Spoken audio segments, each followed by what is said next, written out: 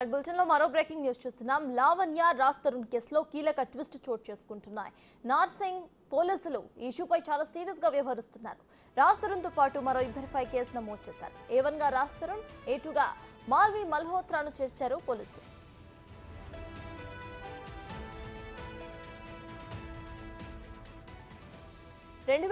లో రాజ్ తరుణ్ కు లావణ్యకు పరిచయం ఏర్పడిందని, 2010లో లావణ్యకు ప్రపోజ్ చేసినట్లు, 2014లో రాజ్ తరుణ్ తో పెళ్లైనట్లు లావణ్య పోలీసులకు తెలిపింది.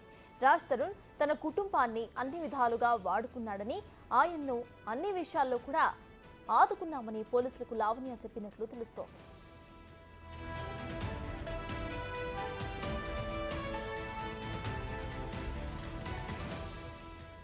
రాజ్ తరుణ్ కు ఉన్న ఆర్థిక సమస్యలు మొత్తాన్ని కూడా తమ కుటుంబం భరించిందని 70 లక్షలు ఇచ్చినట్లుగా లావణ్య పోలీసులకు వెల్లడించారు. రాజ్ తరుణ్ పెంచుకునే కుక్కల కారణంగా 6 ఇళ్లలో 6 ఇళ్లు మారినట్లుగా పోలీసులకు లావణ్య తెలిపారు.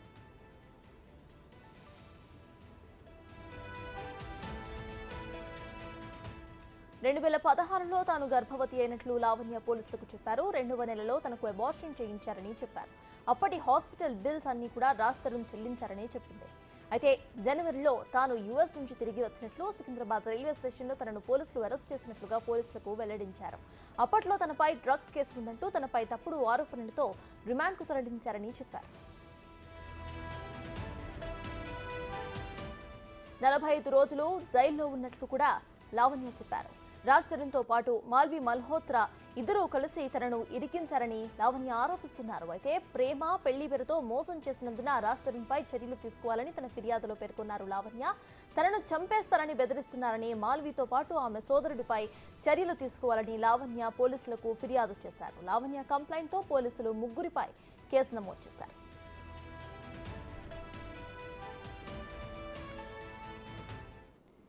మొత్తానికి లావణ్య రాజ్ తరుణ్ కేసులో ట్విస్టుల మీద ట్విస్టులు కనిపిస్తూనే ఉన్నాయి. అదే విషయంపై పూర్తి డీటెయిల్స్ మా ప్రతినిధి రాణా అందిస్తారు. రాణా చెప్పండి, ఇటు లావణ్య రాజ్ తరుణ్ కేసులో ట్విస్టులు అయితే బయటకు వస్తూనే ఉన్నాయి. సో ప్రెసెంట్ ఫ్రెష్ అప్డేట్ ఏంటి, అక్కడ కేసుకి సంబంధించిన అప్డేట్స్ ఏంటి? రాజ్ తరుణ్ ఏమంటున్నారు? మొన్నటి వరకు అసలు ఆమె ఎవరో కూడా తెలియదు అని అంటున్నారు. అయితే లావణ్య మాత్రం క్లీన్ గా ప్రూఫ్స్ కూడా చూపిస్తున్నారు పెళ్లి చేసుకున్నట్లు. సో దాని గురించి అటువైపు వాళ్ళు ఏమైనా మాట్లాడుతున్నారా? అంటే లావణ్యతో మొదట్లో కెరీర్ స్టార్టింగ్లో పరిచయం అయినప్పుడు మేమిద్దరం సహజీవనం చేసాం, మాతో రిలేషన్షిప్ ఉంది. కానీ మధ్యలో కొన్ని వ్యవహారాల వల్ల మేము విడిపోవాల్సి వచ్చింది. అప్పటి నుంచి కూడా తనతో నేను కలిసి ఉండటం లేదనేసి కూడా రాజ్ తరుణ్ ఇప్పటికే మీడియా ప్రముఖంగా కూడా ఆయన చెప్పినటువంటి పరిస్థితి. అయితే లావణ్య అనేక సార్లు అనేకమైనటువంటి ఆరోపణలు కూడా చేసింది. దానికి సంబంధించినటువంటి ఆధారాలు కూడా ఇప్పటికే నార్సింగ్ పోలీస్ స్టేషన్లో ఇచ్చినటువంటి నేపథ్యంలో ఇవాళ తనకు సంబంధించినటువంటి తన దగ్గర ఉన్నటువంటి ఏవైతే ఎవిడెన్స్లు ఉన్నాయో అవన్నీ కూడా లాయర్ సమక్షంలో నార్సింగ్ పోలీసుల దగ్గర వద్దకు రాజ్ తరుణ్ రాబోతున్నట్టుగా మనకు సమాచారం ఉంది.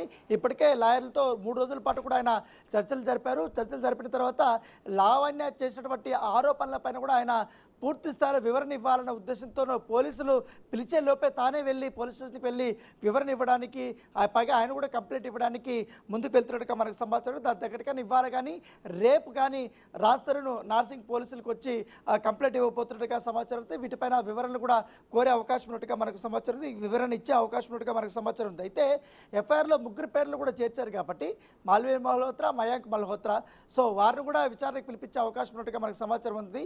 సో లావణ్య చేస్తున్నటువంటి అలిగేషన్స్ చాలా సీరియస్. ఎందుకంటే ఆర్థికపరమైనటువంటి అండదండలు అందించాను, దాంతోపాటు ప్రేమ పెళ్లి పేరుతో అతను మోసం చేశాడు, కడుపు చేశాడు, పెళ్లి చేసుకున్నాడు, పైగా కడుపు తీయించినటువంటి వ్యవహారం పైన కూడా ఆమె కొన్ని ఎవిడెన్స్ కూడా సబ్మిట్ చేసి, దాంతోపాటు బీరు బాటిల్తో తనపైన దాడి చేశాడు, చాలా అందరి ముందు కూడా చాలా అప్సెప్పే రీతిలో తిట్టాడు, చాలా అవమానపరిచాడు, పైగా ఒక కేసులో డ్రగ్ కేసులో కావాలని ఇరికించారు. ఇదంతా కూడా మాల్వి మల్హోత్రా రాజ్ తరుణ్ యొక్క కుట్రలో భాగమే. వీరు నన్ను తప్పించుకునే విధంగానే కుట్రలు చేసి మరి ఇల్లు ప్లాన్ చేశారు. నేను ఎటువంటి తప్పు చేయలేదు, ఎందుకంటే నేను ఒకవేళ మద్యం సేవించినా అది రాజ్ తరుణ్తోనే మద్యం సేవించాను, కానీ ఎప్పుడు కూడా ఇతర వ్యవహారాలు తలదూర్చలేదని కూడా తను చెప్తున్నది. అయితే తను మాత్రం ఒక సర్టిఫికేట్ ఇస్తుంది రాజ్ తరుణ్కి, ఎందుకంటే రాజ్ తరుణ్ ఎప్పుడు కూడా డ్రగ్స్ తీసుకోలేదు, అతనికి మద్యం అలవాటు ఉంది కానీ సిగరెట్ల అలవాటు ఉంది కానీ మద్యం ఎప్పుడు కూడా తీసుకోలేదనేసి కూడా ఆమె చెప్పినటువంటి పరిస్థితి కనపడితే, కానీ రాజ్ తరుణ్ మాత్రం లావణ్య పైన తను రెగ్యులర్గా డ్రగ్స్ తీసుకునేది మస్తాన్ సాయితో అసభ్యకరమైనటువంటి రీతిలో ఉండేది అనేది కూడా తను చెప్తున్నటువంటి అలిగేషన్స్, తన వద్ద ఉన్నటువంటి ప్రూఫ్స్ అన్ని కూడా ఇప్పుడు పోలీస్ స్టేషన్కి ఇస్తానంటున్నాడు. కాబట్టి అవి ఇవి పరిశీలించిన తర్వాత కేసు తదుపరిగా ఎలా ముందుకెళ్లాలని తరపు కూడా పోలీసులు ఆలోచిస్తున్నటువంటి నేపథ్యం ఏర్పడితే, అయితే ఎవరిచ్చినటువంటి ఫిర్యాదుల మేరకు కేసులు నమోదు చేస్తున్నారు. దాని తగ్గట్టుగా ఎంక్వైరీలు అయితే జరుగుతున్న నేపథ్యం ఏర్పడితే ఈ 2-3 రోజుల్లోనే మాల్వి మల్హోత్రా, మయాంక్ మల్హోత్రాను కూడా రప్పిస్తారు. తర్వాత రాజ్ ఎలాగ తను స్వతహాగా కూడా పోలీస్ స్టేషన్కి వెళ్ళి తన వివరణ ఇవ్వాలనుకుంటాడు. కాబట్టి అతని స్టేట్మెంట్ కూడా రికార్డ్ అయితే చేయబోతున్నట్టుగా సమాచారం అవుతుంది. అయితే దీనిలో చాలా క్లియర్గా ఆమె ఆర్థికంగా ఏ విధంగా రాజ్ తరుణ్ని ఆదుకునింది, ఎంతవరకు డబ్బులు ఇచ్చింది, తన దగ్గర డబ్బులు లేకపోయినా కూడా ఎక్కడ వేరే చోట అప్పులు చేసి మరి ఇచ్చినటువంటి సంఘటన గురించి కూడా ఆమె ప్రస్తావించినట్టుగా తెలిసింది. దాంతోపాటు ఒకానొక సమయంలో రాజ్ తరుణ్కి అవకాశాలు లేనప్పుడు చాలా ఇబ్బందులు పడుతున్నప్పుడు కూడా నేను ఇబ్బందులు పడినా కూడా అతన్ని ఆదుకున్నానంటూ కూడా ఆమె చెప్తున్నాను. ఎందుకంటే ఒక భర్తగా అతను ఇబ్బందులు పడేటప్పుడు ఒక భారీగా ఆదుకోవాల్సినటువంటి బాధ్యత నాది. కాబట్టి అన్ని పనులు నేను చేసి పెట్టాను. పైగా ఆమె ఎక్కువగా ప్రస్తావించిన అంశము, రాజ్ తరుణ్కి డాగ్స్ అంటే బాగా ఇష్టం, చాలా వరకు డాగ్స్ కొన్నాడు, అవన్నీ కూడా మెయింటైన్ చేసే పరిస్థితి లేదు. తను మాత్రం షూటింగ్కి వెళ్ళిపోతాడు, లేకపోతే ఇతర వ్యవహారాల్లో వెళ్ళిపోయినప్పుడు వాటి బాగోగులన్నీ కూడా చూసుకోవాల్సిన బాధ్యత కూడా నా పైన కూడా పడింది. సో అప్పటి నుంచి కూడా చాలా వరకు కూడా నేను కష్టపడ్డాను. ఎందుకంటే దాదాపు నెలకి 2 లక్షల రూపాయల వరకు కూడా ఖర్చు అవుతుంది. కానీ మాత్రం 5,000, 10,000 మాత్రం అప్పుడప్పుడు వేసేటోళ్ళు. సో అయినప్పుడు కూడా నేను ఓర్చుకొని సంసారాన్ని ముందుకు తీసుకోవాలనే ఉద్దేశంతో కూడా నేను ఉన్నాననేసి కూడా ఆమె చెప్తున్నాడు వర్షన్. సో దిలీప్ శంకర్ ఆమె తరపు లాయవారి కూడా అనేక ఆరోపణలు చేశాడు.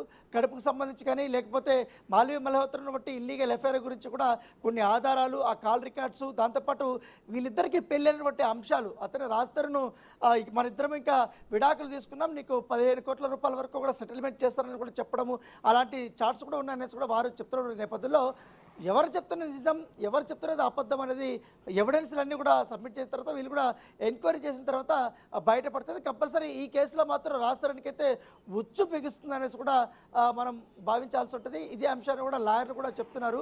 అయితే ఇప్పుడు లావణ్య చేస్తున్నటువంటి ఆరోపణలకి ఇతను ఏ విధంగా చెప్తాడు, ఎందుకంటే ఇప్పటికే క్యారెక్టరైజేషన్ చేస్తున్నట్టుగా కొన్ని ఆడియోలు కూడా రిలీజ్ చేశాడు. కాబట్టి మరికొన్ని వీడియోలు కూడా తన దగ్గర ఉన్నాయి. దాంతోపాటు మస్తాన్ సాయితో ఇతర వ్యక్తులతో లావణ్య క్లోజ్గా ఉన్నటువంటి ఫొటోస్ కానీ వీడియోస్ కూడా నా దగ్గర ఉన్నాయని కూడా చెప్తున్నాడు. అతను కూడా ఇప్పుడు పోలీసులకు సబ్మిట్ చేస్తానని చెప్తున్నాడు. కాబట్టి అతను ఏమి అలిగేషన్ చేస్తాడనేది కూడా ఒక ఆసక్తికరమైన పరిణామం. అయితే ఈ వారంలోనే లావణ్యతో పాటు రాజ్ తరుణ్ కూడా అరెస్ట్ అయ్యే అవకాశం ఉంది. కాకపోతే లావణ్య మాత్రం మల్హోత్రాకి సంబంధించిన కేసులో అరెస్ట్ అయ్యే అవకాశాలు ఉన్నట్టుగా తెలుస్తుంది. కాకపోతే లాయర్ మాత్రం అది ఆమె పెట్టినటువంటి అలిగేషన్స్ చాలా చిన్నవి కాబట్టి దీంట్లో 41 CRP కింద నోటీసులు ఇచ్చి లావణ్యను పంపించే అవకాశం ఉంది. కేవలం వివరణ కోరే అవకాశం ఉంది. కాకపోతే లావణ్య ఇటు రాజ్ తరుణ్ పైన కీలకమైనటువంటి ఆరోపణలు చాలా అన్ని ఎవిడెన్స్ ఇచ్చాయి. కాబట్టి రాజ్ తరుణ్ అయితే అరెస్ట్ అయితే కంపల్సరీ జరుగుతుందని కూడా చెప్తున్నారు. అయితే రానా, ప్రెసెంట్ మన స్క్రీన్ మీద అటు వాళ్ళ చాట్ సంభాషణ కూడా మనం చూస్తున్నాము. ఇటు మాల్వి మల్హోత్రా వాళ్ళ అన్న మరియు లావణ్య మధ్య ఏదైతే సంభాషణ జరిగిందో అయితే ఆ సంభాషణలో చాలా క్లియర్గా ఉంది. She clearly mention about everything. అటు తను కూడా నువ్వు మా చెల్లి మ్యాటర్లో ఇన్వాల్వ్ అవ్వకు అని ఆయన హెచ్చరించడం కూడా మనం చూస్తున్నాం. అయితే దీనికి కూడా వాళ్ళు ఆపోజిట్గా రియాక్ట్ అవ్వడానికి గల కారణాలు ఏమై ఉండొచ్చు అనుకోవచ్చు, అంటే అంత క్లియర్గా ప్రూఫ్స్ ఉన్నా కూడా. అంటే వాళ్ళు చెప్తున్నది ఏంటంటే మాల్వి మల్హోత్రాకి రాజ్ తరుణ్కి ఎటువంటి సంబంధం లేదు, కావాలనే లావణ్య మాకు కాల్స్ చేయడము, రాజ్ తరుణ్ని వదిలేసామని చెప్పడం, ఇవన్నీ కూడా మాకు డిస్టర్బెన్స్గా ఉంది అనేది వాళ్ళు చెప్తున్నారు. అయితే మయాంక్ మల్హోత్రాతో ఎప్పుడైతే లావణ్య చాట్ చేసిందో ఆయన చాలా క్లియర్గా థ్రెటనింగ్ ఇస్తున్నట్టుగా చాలా మెసేజ్లు ఉంది. ఎందుకంటే రాజ్ తరుణ్ నువ్వు వదిలేకపోతే నిన్ను చంపేస్తాము, లేకపోతే తీవ్ర పరిణామాలు ఎదుర్కొంటామనేసి కూడా ఆ చాట్లో చాలా క్లియర్గా ఉంది. సో ఆ అంశాలను కూడా ఆమె స్క్రీన్ షాట్స్ అన్ని కూడా ఇప్పుడు పోలీసులకి పంపించిన నేపథ్యం అయితే కనపడుతుంది.